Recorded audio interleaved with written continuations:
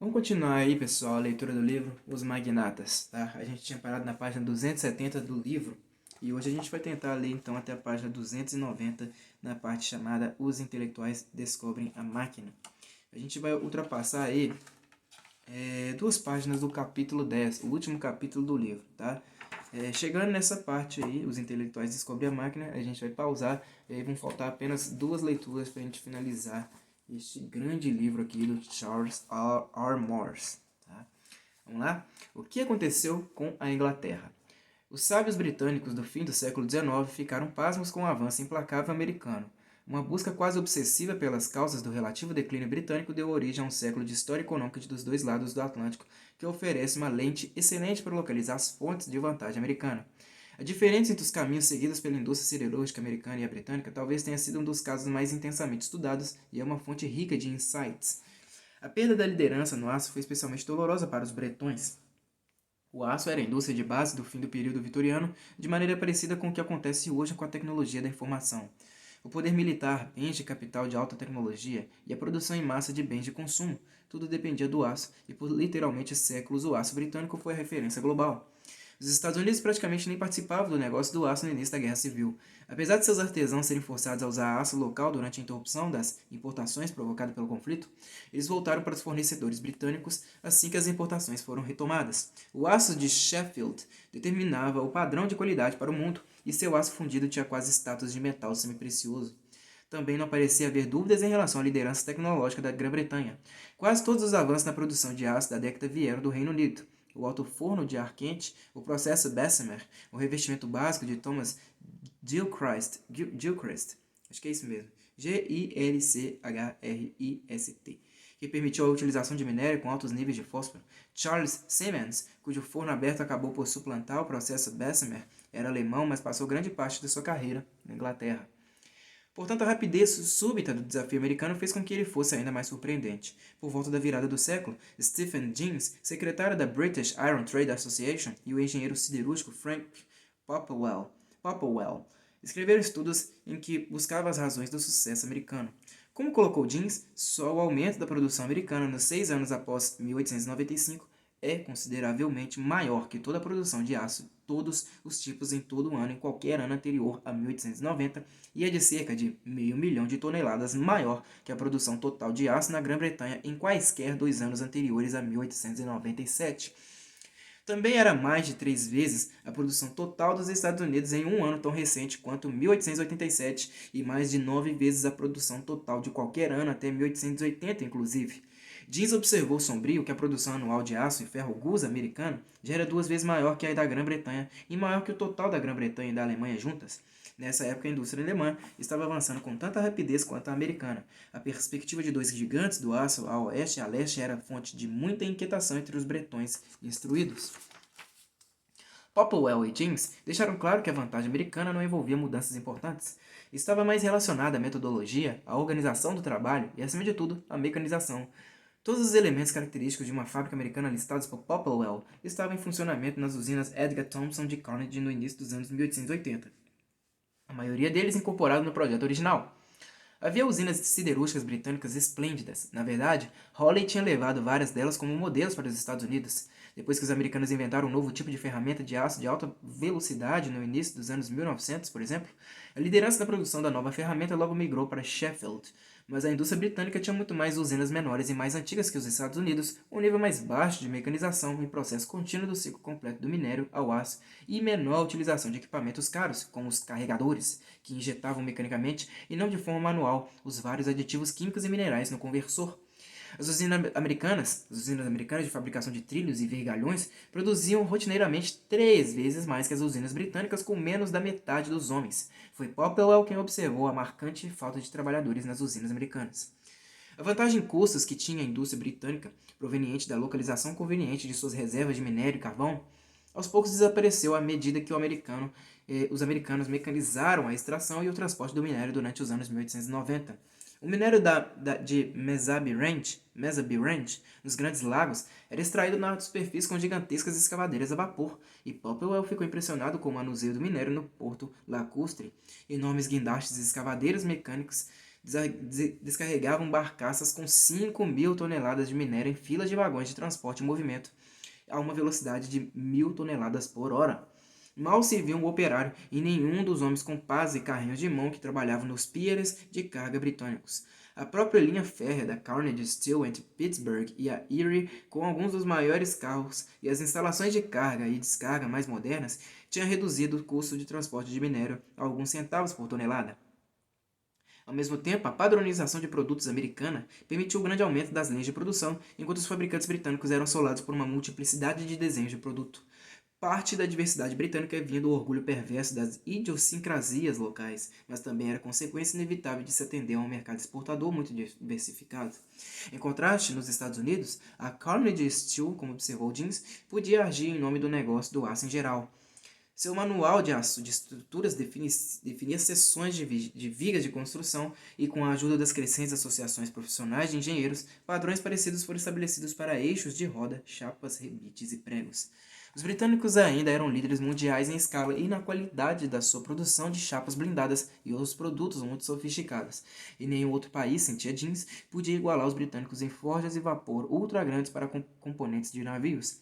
Apesar de as locomotivas americanas de Baldwin estarem se espalhando pelo mundo, Jeans não achava que elas igualavam a qualidade britânica, mas reconhecia que eram mais baratas. Os trabalhadores britânicos eram muito mais bem tratados que os americanos, acreditava ele, e em geral trabalhavam dias de 8 horas em vez das 12 americanas, e ele ficou chocado com as condições das cidades do aço americanas. Nessa época, com um crescimento salarial muito forte nas fábricas americanas do fim dos anos 1890 ao início dos anos 1900, os salários na indústria siderúrgica americana ficaram outra vez 50% mais altos que na Grã-Bretanha. Mas o fim da era vitoriana na Inglaterra foi um período de grandes investimentos públicos em habitação, transportes e outras amenidades para as classes trabalhadoras, como parques e áreas de lazer à beira-mar. Então, provavelmente, os trabalhadores britânicos gozavam de uma vida melhor.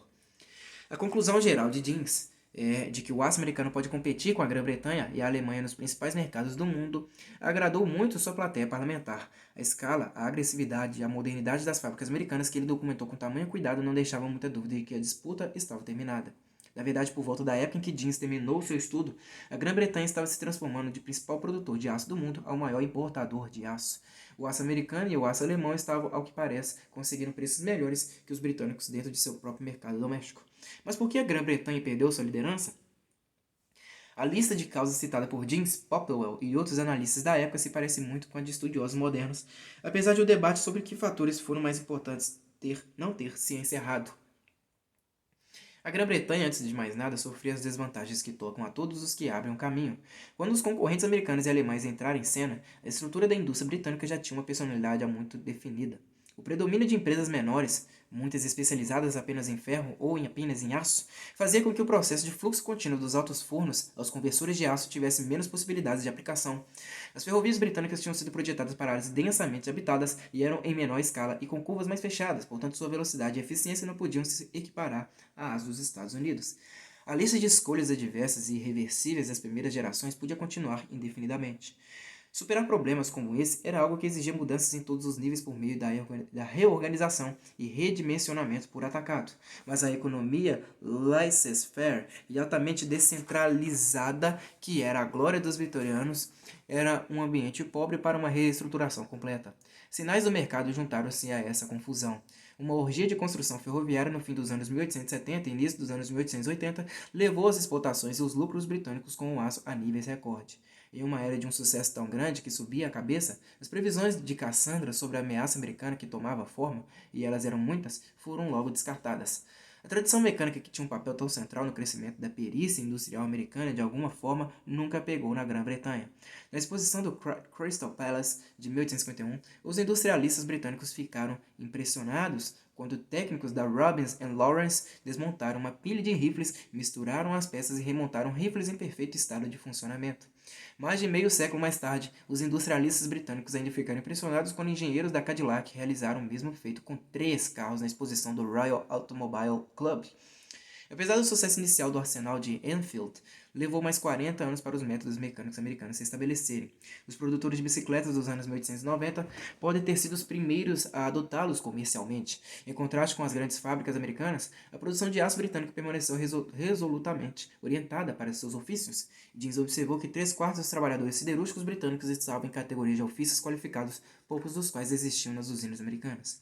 Além do mais, a mecanização foi retardada pela menor escala das usinas britânicas. Carregadores mecânicos de altos fornos e usinas de laminação automatizadas eram caros demais, só acessíveis às usinas maiores. O tamanho enorme do mercado doméstico americano prontamente levou a fábricas muito grandes que podiam explorar por completo a economia de escala. As fábricas alemãs eram em escala parecida. A própria redução na atividade siderúrgica britânica criou problemas. Popplewell e Jeans observaram que a alta taxa de crescimento da indústria americana criava uma demanda contínua por novas usinas, então a média de idade das usinas era muito mais baixa que a de seus concorrentes britânicos. A alta taxa de crescimento na Alemanha teria tido o mesmo efeito. Por fim, um grande dedo acusador é apontado para os trabalhadores e administradores britânicos. A maioria dos observadores inteligentes reconhecia que os operários e chefes americanos e alemães tinham melhor educação e eram mais abertos a avanços científicos que seus equivalentes britânicos. A resistência dos trabalhadores e sindicatos era um dos principais obstáculos à mecanização em todas as fábricas britânicas. Já nos anos 1870, o capitão Bill Jones tinha avisado seus chefes da Carnegie que eles deviam ficar o mais longe possível dos ingleses, que são grandes defensores de salários altos, produção baixa e greves. A insistência em práticas artesanais tradicionais, como aconteceu na produção de armas leves, inclinava-se por produtos mais especializados para mercados menores. Alguns contemporâneos chegaram a se preocupar, acreditando que os trabalhadores britânicos eram claramente uma raça deteriorada. Mas se isso era verdade, sem dúvida os gerentes britânicos tiveram um papel importante nessa deterioração. O impulso empreendedor dos anos 1840 e 1850 tinha claramente diminuído. Administradores da velha guarda, conscientemente ou não, foram coniventes com seus trabalhadores em se apegar ao que já conheciam. As fábricas menores, os métodos antigos, a versão elegante da concorrência entre cavalheiros.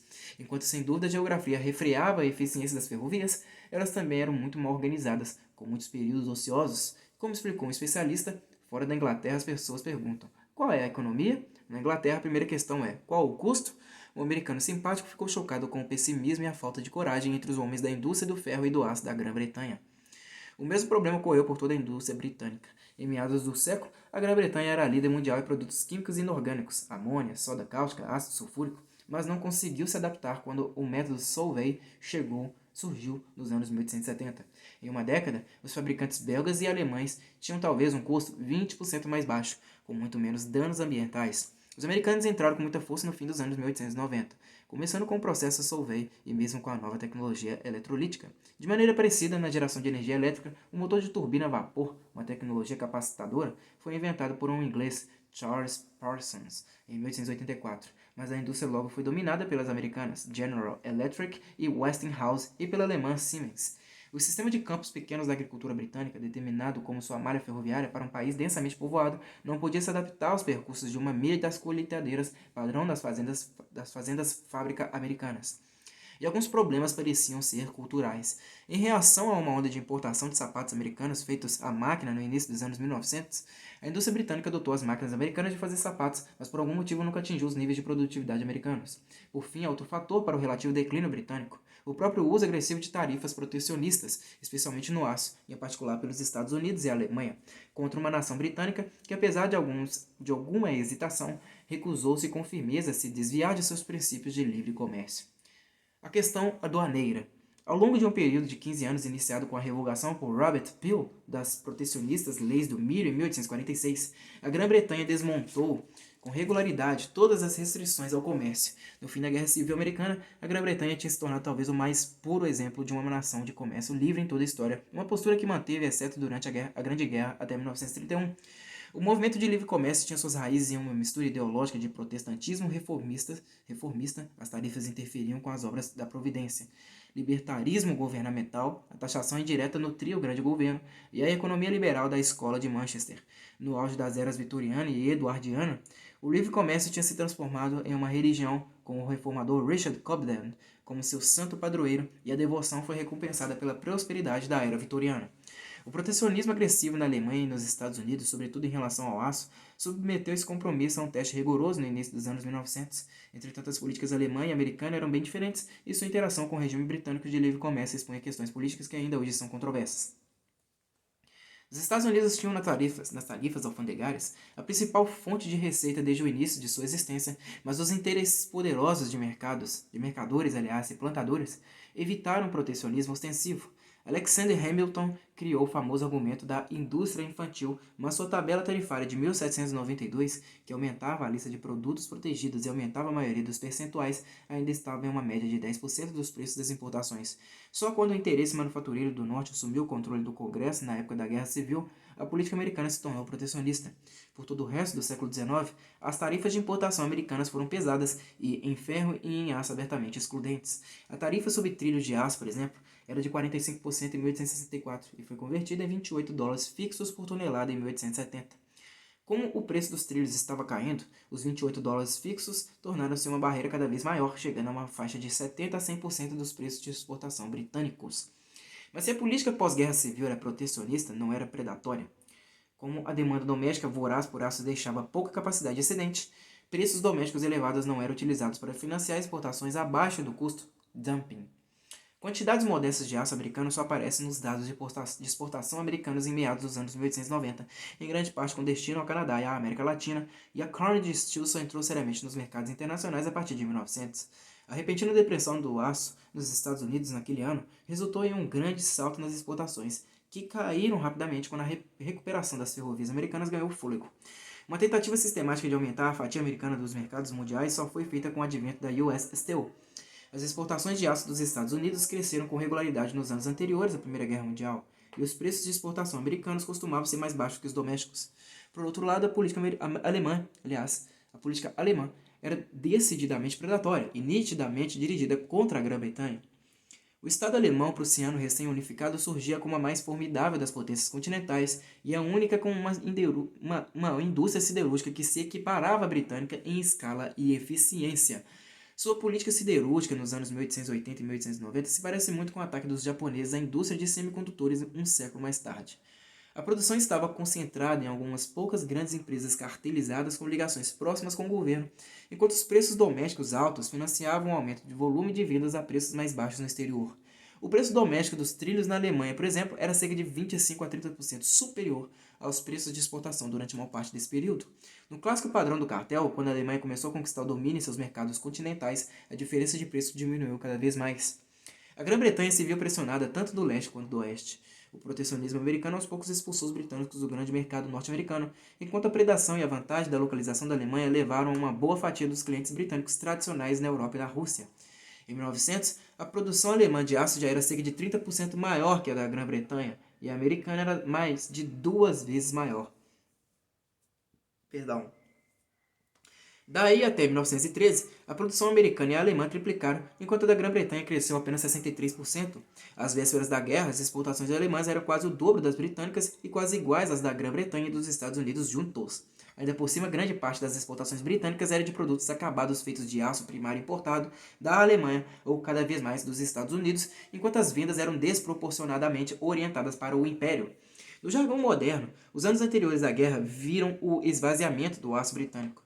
Aconteceu algo parecido com a indústria química britânica menor, mas ainda importante. Depois da tarifa Jingle, de 1897, por exemplo, as exportações de carbonato de sódio para os Estados Unidos caíram para menos de 50% dos níveis anteriores à tarifa. Portanto, é ainda mais notável que o sistema político e empresarial tenha rejeitado com tamanha ênfase uma volta ao protecionismo no início dos anos 1900, mesmo que fosse apenas uma retaliação contra predadores, chamados de concorrência justa. A rejeição, em parte, era uma questão de interesse próprio. Produtores têxteis temiam perder o acesso à matéria-prima caso se iniciasse uma guerra comercial. Produtores de aço acabado inglês gostavam de importar aço primário a preços baixos, e os sindicatos há muito tempo ligavam livre comércio a alimentos baratos. Mas a rejeição também tinha uma base fortíssima em ideologia profundamente enraizada, apoiada por uma rede de argumentos altamente abstratos e puramente intelectuais. Como escreveu o London Times, o protecionismo traz seu próprio castigo. A natureza irá retaliar contra a França, quer nós façamos isso ou não. A nata do sistema econômico britânico, os lendários professores Marshall, Pigou e Jevons, todos afirmaram a tolice da restrição ao comércio, insistindo que a indústria britânica estava apenas passando por um ajuste natural. Winston Churchill se preocupava em saber como os ministros e o parlamento, até agora castos porque não solicitados, iriam se comportar quando a alcoviteira protecionista estivesse à solta. O especialista de Cambridge em História da Siderurgia, D. L. Byrne, em uma longa análise do debate sobre o livre comércio em torno do aço, escrita no fim dos anos 1930, submete o argumento intelectual a uma análise arrasadora, não porque este estivesse errado, mas porque era ignorante, ou deixava propositalmente de lado fatos que contrariavam suas conjecturas teóricas. Simplesmente não era verdade, como afirmavam os professores, que a Grã-Bretanha não tinha mais acesso a minério de baixo custo ou que as usinas britânicas tinham atingido o tamanho ideal. E sua negação do fato de os alemães estarem fazendo dumping, porque a teoria dizia que isso era irracional, desafiava os dados disponíveis. Byrne não era contrário à posição básica do livre comércio. Ele, na verdade, ataca as certezas presunçosas do professorado, seu descuido com os fatos e sua convicção complacente de que os alemães iriam acabar por perceber que o comércio predatório era contrário a seus próprios interesses, o que não era algo muito óbvio. Ao mesmo tempo, ele não deixa dúvida de que o problema essencial ainda era a reação lenta dos produtores de aço britânicos ao ataque alemão. Explorar as reservas britânicas de minério de baixo custo, por exemplo, teria exigido redimensionamento e reestruturação abrangentes nas linhas alemã e americana, e provavelmente os homens da indústria siderúrgica britânica não tinham estômago para fazê-los. Enquanto Byrne especula sobre a possibilidade de usar tarifas alfandegárias para proteger uma reorganização da indústria, reconhece ter dúvidas sobre a possibilidade de seu sucesso. A história posterior de períodos de proteção temporária nos Estados Unidos e na Europa apoiaram seu ceticismo. A concorrência entre britânicos e alemães no aço, na verdade, é um mau exemplo do paradigma do livre comércio. A premissa básica da teoria clássica do comércio, o princípio de David Ricardo da vantagem comparativa, é que a política comercial tem como objetivo maximizar a renda nacional. Nota de rodapé. A vantagem comparativa foi definida pela primeira vez com rigor por Ricardo em 1817.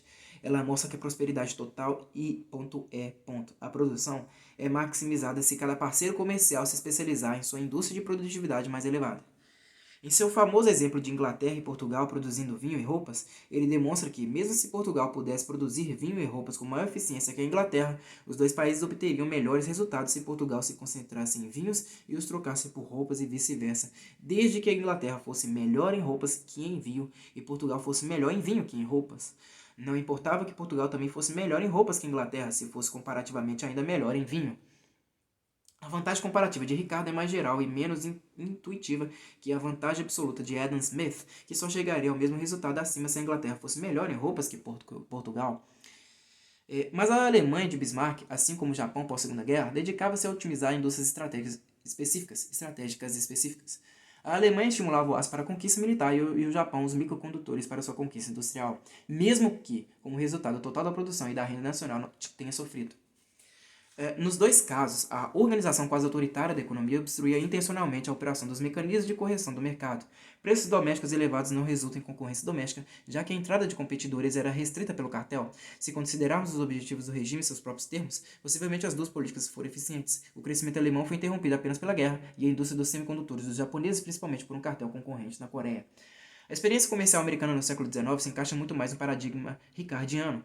Quando Andrew Carnegie defendeu tarifas sobre importação de aço, sempre foi como uma exceção provisória para uma indústria jovem. A teoria fundamental de que os Estados Unidos e o bem-estar de todos seriam beneficiados a longo prazo se um período de proteção primeiro permitisse a criação de uma concorrência doméstica forte o bastante. Havia, é claro, boa dose de hipocrisia na postura estudada de defensor do livre comércio de Carnegie, pois as tarifas alfandegárias americanas duraram por muito mais tempo do que a indústria podia possivelmente ser considerada jovem.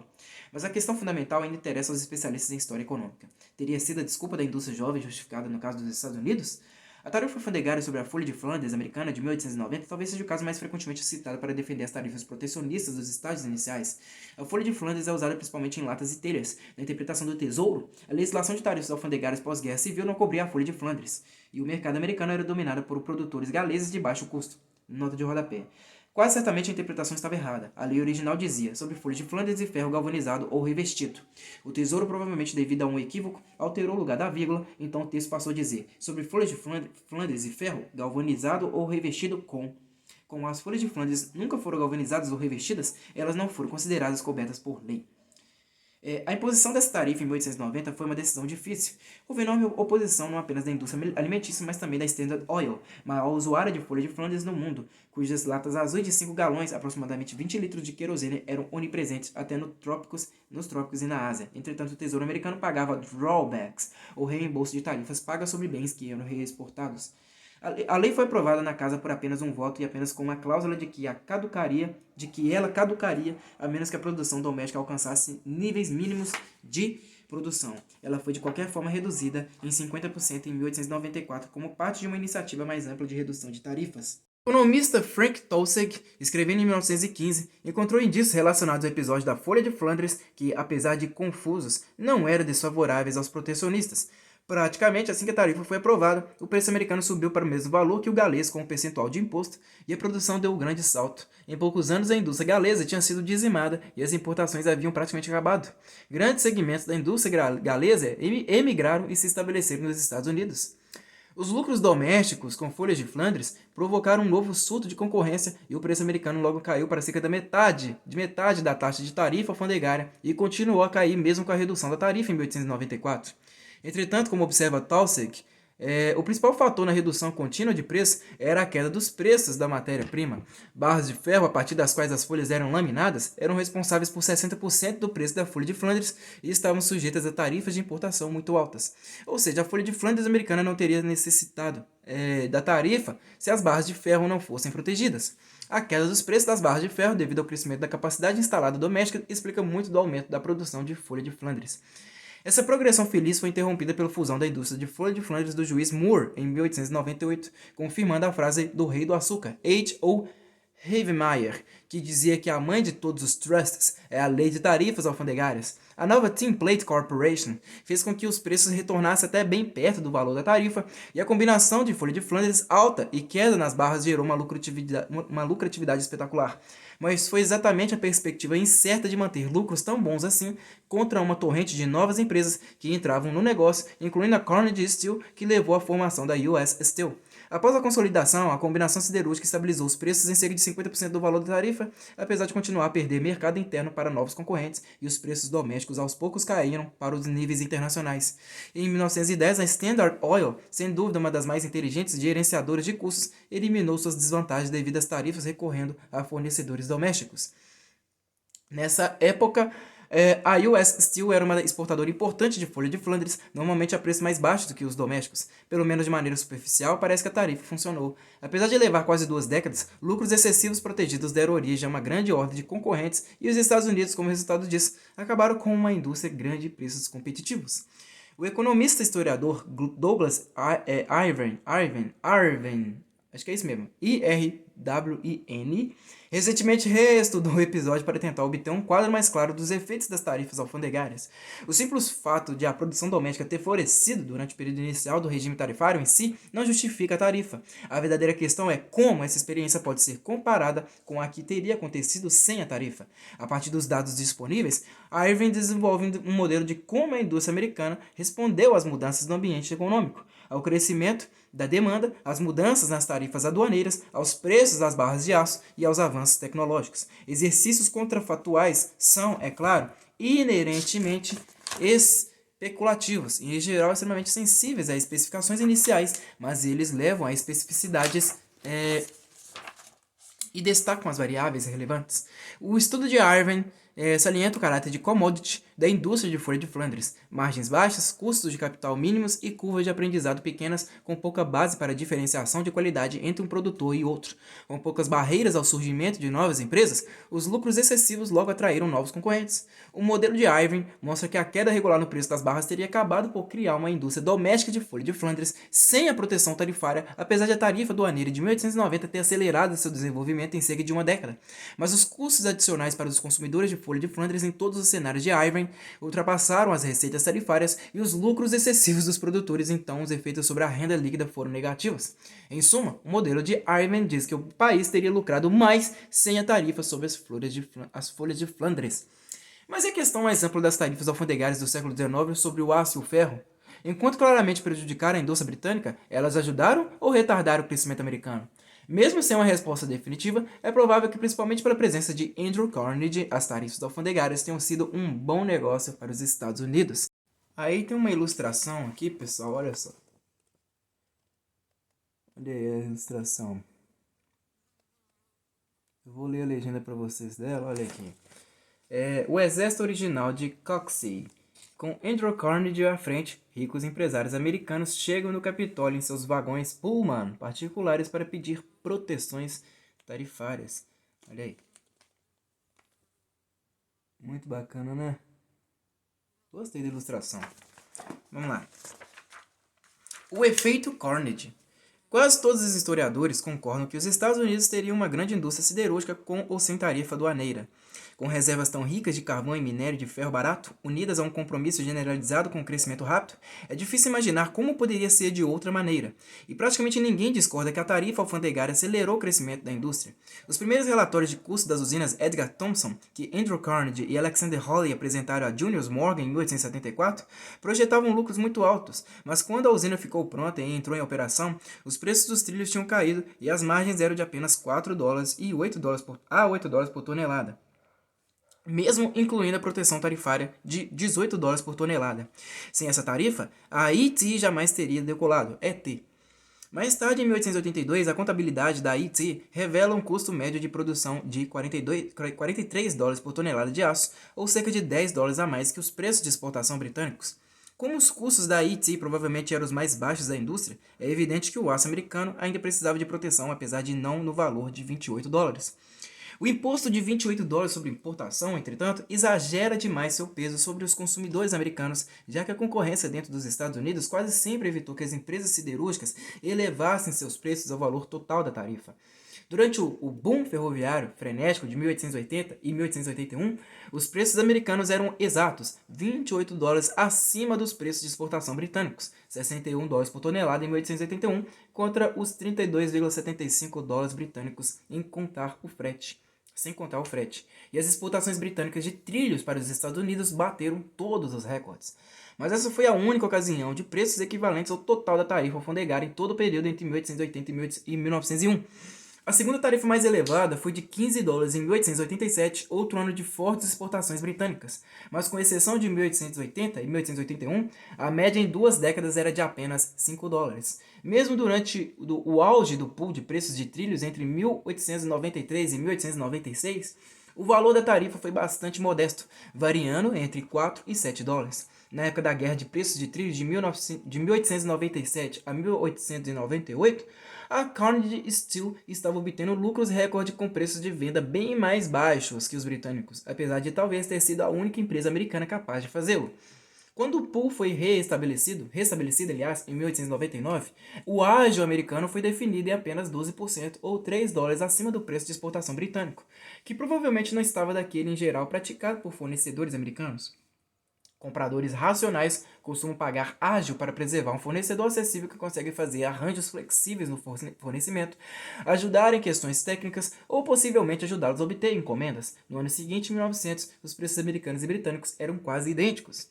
Em outras palavras, na época da formação da US Steel, os americanos podiam vender a preços mais baixos que os britânicos com facilidade, e a tarifa de importação tornou-se irrelevante. O novo consórcio do aço fixou o preço dos trilhos americanos em exatos $28, bem acima dos custos de produção, mas mais ou menos equivalentes ao preço de exportação britânicos. Foi o custo elevado do aço britânico, não a tarifa, que definiu o teto do preço para os americanos. Uma parte importante do crédito por manter o peso das tarifas de importação tão baixo deve ir para Andrew Carnegie. Os custos opressivos de um cartel protegido são uma das consequências mais destruidoras de um regime de tarifas elevadas, mas Carnegie nunca se comportou como um cartelizador nacional. Apesar de obter com regularidade os lucros mais elevados da indústria, ele pagava os menores dividendos, preferindo reinvestir os ganhos em usinas melhores, em maior mecanização e em uma produção maior. Preços em queda eram apenas oportunidades de aumentar a participação. As empresas Carnegie aumentaram sua fatia de mercado em todas as recessões.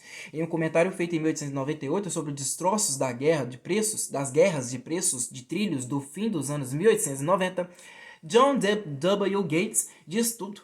A redução selvagem de preços de Carnegie significava que os dias de grandes lucros por tonelagens comparativamente pequenas estavam acabados. A Illinois Steel de Gates teria de gastar milhões para ficar mais competitiva. Entre os homens que sonhavam em ser cartelizadores, como Gates e Herbert Gary, Carnegie era um touro em uma loja de porcelana, dedicado a retirar do negócio todas as empresas siderúrgicas dos Estados Unidos. Os produtores de aço norte-americanos desfrutavam de grandes vantagens naturais em suas grandes reservas de carvão, e nas quais infinitas reservas de minério de baixo custo na região dos Grandes Lagos, mas era necessário fazer novos investimentos para usufruir desse potencial, e a exploração comercial do minério de Misabi só foi possível com o advento de máquinas de mineração de superfície de larga escala, carregamento e descarregamento mecanizado das docas, enormes barcaças de transporte e ferrovias especialmente construídas com esse fim, como a linha da Pittsburgh e da Bessemer da Carnegie. As empresas Carnegie assumiram a dianteira na maioria dessas iniciativas de investimento, determinavam o preço do aço para a concorrência e, como reinvestiam grande parte de seu faturamento, forçaram investimentos iguais de todos os outros.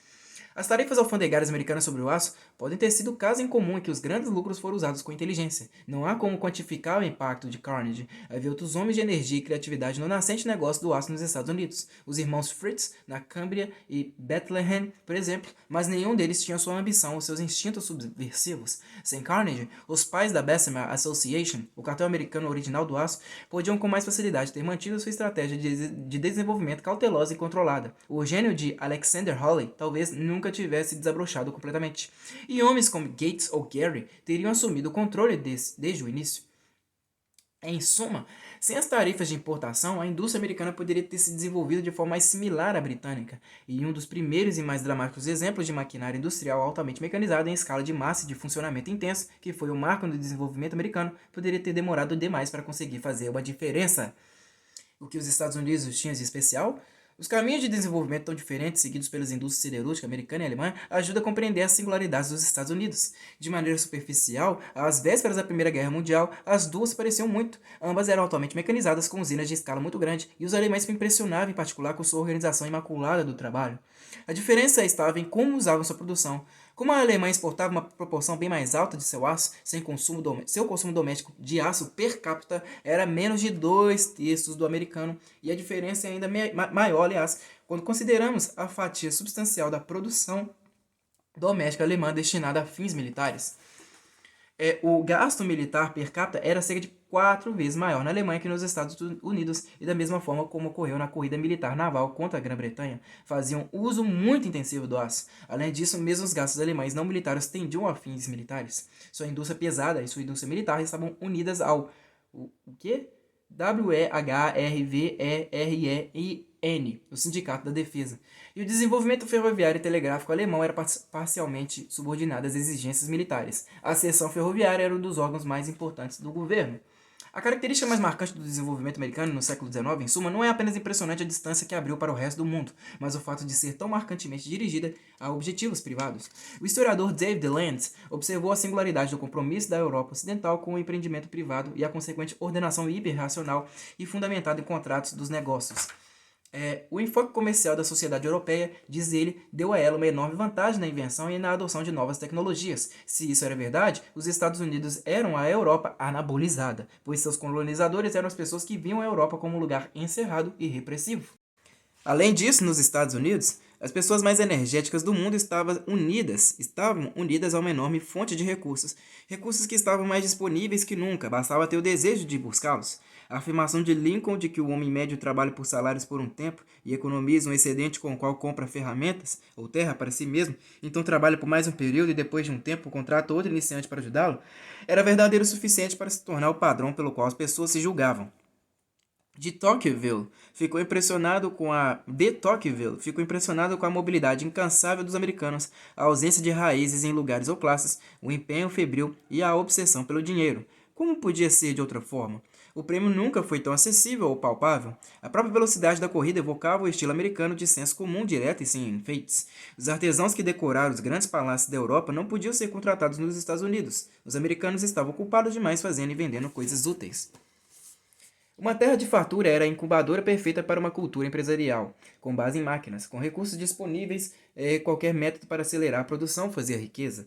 Como observou um comentarista da exposição do Crystal Palace em 1851, a abordagem americana da tecnologia era ideal para aumentar o número ou a quantidade de artigos apropriados aos desejos de todo um povo e adaptada para desfrutar e promover essa competição moderada que prevalece entre eles. Já nos anos 1850, as fábricas rurais produziam por meio de máquinas centenas de portas por dia, quando as máquinas permitiram que famílias rurais arrasadas pela guerra abrissem grandes extensões de terra à agricultura comercial. Bem antes da Guerra Civil, pelo menos fora do Sul, havia mais alimento distribuído com maior equidade do que entre qualquer outro povo na história. Andrew Carnegie, John D. Rockefeller e Jay Gould, os arquétipos dos mega magnatas que dominaram a segunda metade do século, Todos chegaram junto no momento da transição decisiva pós-guerra civil, de formas artesanais para grandes empresas. Os três vieram de situações modestas e, sendo todos homens de grande inteligência e reflexos comerciais extremamente rápidos, diferenciavam-se pela dimensão sem limites de sua ambição e seus instintos para o rompimento de estruturas. O economista Joseph Schumpeter falou de progresso como destruição criativa. Os três eram verdadeiros furacões ambulantes. Por mais de 25 anos imprimiram ritmo em todas as bases cruciais do Estado industrial moderno. Aço, petróleo, ferrovias, carvão, telégrafo, movendo-se permanentemente rumo a escalas cada vez maiores e custos mais baixos, atacando constantemente as posições confortáveis nas quais os empresários normais faziam uma pausa para aproveitar seu sucesso. A distribuição nacional barata combinada a uma produção com base em máquinas criou a primeira cultura de consumo de massa do mundo, a enorme torrente de produtos bons o suficiente que enchiam as residências, mesmo que nunca satisfizessem totalmente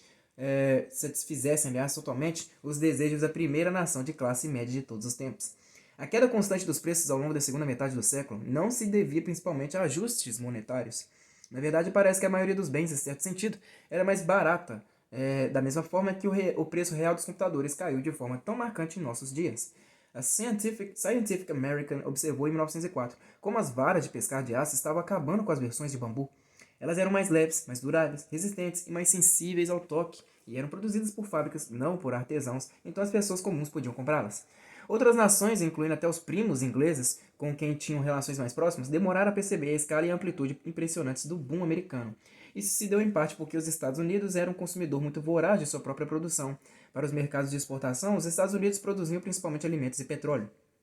O poder imenso da economia americana, em vez disso, fez-se sentir como uma espécie de olho no furacão, um fole enorme, mas imprevisível, que, sem razão aparente, podia repetidamente soprar ventos quentes ou tempestades de gelo pelo mundo inteiro. Os londrinos ficaram cínicos com as quedas recorrentes de Wall Street. Quando o crash de 1907 se abateu, a Economist escreveu enfastiada: o colapso em Nova York há tanto tempo antecipado enfim aconteceu. Apesar de não haver absolutamente nada de errado com a economia britânica, nem com a americana, do ponto de vista britânico, a força da contração, foi tão grande que o Bank of England teve de praticamente quadruplicar sua taxa de juros para punitivos 7,5%. Tudo foi muito violento e primitivo, um aborrecimento para os londrinos. Entretanto, financistas perceptivos compreenderam o alcance e os limites dos campos de força. Um sócio importante do Barings, Gaspard Farrar, não sei mais se expressa essa palavra aqui, esse nome, Gaspard Farrar, Farrar, surpreendeu seus colegas em 1904 observando que não vai demorar muito para Nova York se transformar no centro financeiro do mundo, mas temo por nós que isso esteja acontecendo rápido demais. Um dos principais papéis de Pierpont Morgan, além de impor uma aparência de ordem nas finanças domésticas, era intermediar a coabitação entre os sistemas financeiros mais estabelecidos do velho mundo e os sistemas atualmente caóticos do novo. A mesma mistura de irritação e preocupação recebeu o surgimento hesitante dos Estados Unidos nos assuntos internacionais. Os países europeus não promoveram seus representantes nos Estados Unidos ao status de embaixador pleno até os anos 1890. A súbita guerra com a Espanha parece ter se originado mais nos discursos inflamados dos barões da imprensa americana que em questões políticas. As intenções de John Hay com sua política de porta aberta de 1900 na China eram um enigma para outros estadistas, mas os britânicos recuaram cautelosamente de um confronto potencial com os Estados Unidos na América Latina. Nada se ganhava por provocar gigantes adolescentes. As elites europeias ficavam chocadas com a inexperiência, a crueza, a falta de tato, seu caráter semi-acabado.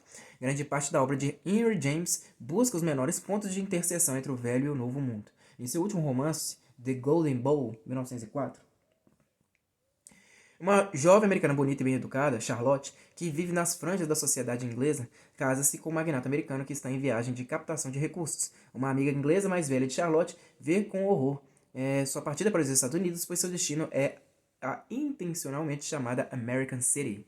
Vejo as longas milhas de oceano e o grande país imponente, estado após estado, que nunca me pareceram tão grandes ou terríveis. Eu finalmente os vejo dia a dia e passo a passo lá longe e nunca os vejo voltar. James, o londrino expatriado, não faz elaborações sobre o futuro de Charlotte, nem oferece coisa alguma além de uma rápida descrição da American City, pois seus leitores, tanto ingleses quanto americanos, sabem que ela será terrível, mas seu magnata Adam Verver, porra, cadê o nome, cara? Adam Verver, ainda é de longe o personagem mais formidável do romance, um homem de grande poder e confiança tranquila, com ouvido para nuances emocionais e um bom olho para damasquinaria. O príncipe italiano falido que se casa com a filha de Verver, reconhece que está sendo colecionado. Junto com outras obras de arte, e sua decisão de aceitar a barganha salienta sua decência fundamental. Esse aristocrata meio decadente, habitué de palácios arruinados, compreende com toda a sinceridade que esse magnata americano é o melhor homem que já vi em minha vida. A torrente de energia bruta no início de um império pode sustentar o ímpeto expansionista por muito tempo depois que seu dinamismo interno se esvai. Um sinal evidente de redução de energia é quando as elites intelectuais começam a construir narrativas imperiais. Os contadores de história da Roma de Augusto eram sacerdotes e poetas. No Império Econômico Americano do século XX eram eruditos e professores. Capítulo 10, o último capítulo do livro. Primeiro, um teste de múltipla escolha. Considere os dois homens a seguir. Já encontramos Alexander várias vezes neste livro. Ele levou a moderna tecnologia siderúrgica para os Estados Unidos e mais do que qualquer outro, criou e em seguida seguiu aperfeiçoando o sistema americano de produção de aço altamente mecanizado e com grande economia de mão de obra. O trabalho de Hawley expandiu muito o alcance da tradição mecânica do Vale do Connecticut e foi a demonstração definitiva do estilo caracteristicamente americano de aumentar a produtividade por meio da tecnologia avançada. Um quarto de século depois de Hawley projetar suas grandes usinas siderúrgicas, Frederick W. Taylor resolveu o problema de carregar à mão o ferro gusa nos vagões de carga. Segundo ele, após muita pesquisa e análise, ele e seus assistentes encontraram as capacidades ideais de carga e de velocidade de caminhada e calcularam com precisão os movimentos físicos precisos para um resultado ideal. Suas amostras científicas, na verdade, estavam quase todas baseadas em um único homem, um magro e vigoroso Henry Noel, que Taylor posteriormente imortalizou como o estúpido imigrante Schmidt. Parece que Noel amava o trabalho pesado e costumava correr quase 2 km até sua casa após o trabalho, mas nem mesmo Noel conseguia atender sempre os padrões de Taylor. Como Taylor usava esses padrões para pagamentos por produtividade, quase todos os carregadores de ferro gusa tiveram seus salários reduzidos. O desafio para o leitor é adivinhar qual desses dois homens seria considerado por intelectuais e professores de economia e administração como o pai da administração científica. Qual deles seria louvado por uma personalidade ao nível do guru de administração Peter Drucker por ter dado a maior e mais duradoura contribuição dos Estados Unidos ao pensamento ocidental desde os documentos federalistas? Que homem, em uma pesquisa feita em 1977 entre professores e historiadores para escolher aqueles que fizeram as maiores contribuições ao pensamento e às práticas administrativas, iria derrotar todos os outros competidores, até mesmo Andrew Carnegie, John D. Rockefeller, Alfred Sloan e Henry Ford? Errou quem respondeu Hawley. A verdadeira importância de Taylor foi como um inovador na tecnologia industrial, em que suas contribuições foram importantes o bastante para que ele fosse com justiça chamado de o pai da moderna administração de fábrica. Mas a obra que ele mesmo dizia ser a característica central da administração científica era a organização e a engenharia das operações manuais, como sua ciência do uso da pá, ou sua lei do trabalho pesado, que estabelece que um homem de primeira classe carregando pesos de 42 kg precisa ficar 57% do dia de trabalho sem qualquer carga, mas apenas 46% se a carga for reduzida à metade. Sim, é uma bobagem. Mas mesmo se as afirmações de Taylor fossem verdadeiras, sua trivialidade essencial é impressionante. Existe um lugar na indústria para engenharia de operações manuais, mas diante do problema de carregar ferro gusa, um Alexander Hawley ou um Henry Ford primeiro ia perguntar: por que diabos você está fazendo isso à mão? E antes de olhar mais de perto para o trabalho de Taylor, primeiro devemos perguntar por que será que as pessoas achavam que suas afirmações eram tão importantes. A resposta está na maneira como os formadores de opiniões americanos chegaram a termo com os imensos novos centros de poder que os magnatas deixaram em sua passagem. Esse processo, em parte, exigia aceitar a garantia de Morgan que as grandes novas combinações tinham sido projetadas para domesticar predadores perigosos como a Carnegie Steel e restabelecer a concorrência ordeira.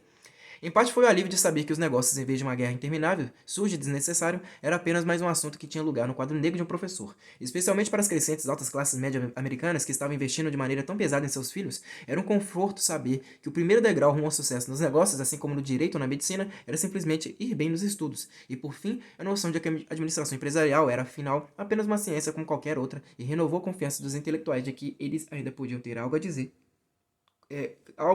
sobre o progresso da situação. Tá errado aqui, né? Tá escrito cobre. Algo a dizer sobre o processo da situação. O progresso da situação. O livro tá cheio de erros de português, mas é coisa normal, tá? Bom, pessoal, vou parar por aqui. Vão faltar só 2 leituras, é isso mesmo? 2 leituras. O livro em si, ele vai até a página 288, tá? 288. Só que eu vou ler até a página 220 e 227 para vocês, porque da página 227 em diante vão ser apenas notas. O que eu vou tentar fazer para vocês, tá? Eu vou tentar fazer esse esforço para vocês. Eu vou tentar tirar foto dessas notas aí, tá? O índice remissivo não, tá? Eu vou tentar tirar foto até a página 375 para vocês, depois que eu terminar de ler esse livro aqui. Das notas, porque tem nota demais esse livro aqui, tem nota demais. Eu não consigo ler porque tem muito nome em inglês, nome difícil de pronunciar, tá? Então, é isso aí, eu espero que vocês tenham gostado da minha leitura até aqui e até a próxima.